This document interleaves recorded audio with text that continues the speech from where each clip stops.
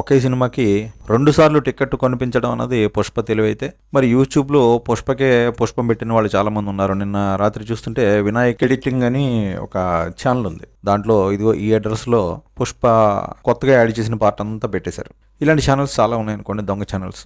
సరే పుష్పే దొంగ కదా, సినిమాను దొంగతనం చేస్తే తప్పేంటని కొందరు వాదిస్తారు. అలా వాదించడం కూడా తప్పే. ఎప్పుడైతే మనం దొంగతనాన్ని సపోర్ట్ చేసామో ఇంకా దొంగతనాన్ని తిట్టే నైతిక హక్కు ఉండదు. సరే పుష్పలాగే మేము తయారవుతాం అనే ప్రేక్షకులకి వేరే చెప్పేదే ఉండదనుకోండి.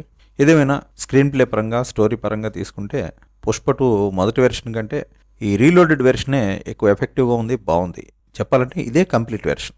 నచ్చని వాళ్ళ విషయం పక్కన పెట్టండి, సినిమా నచ్చిన వాళ్ళు మాత్రం వీలైతే ఈ రీలోడెడ్ వెర్షన్ని థియేటర్లోనే చూడండి.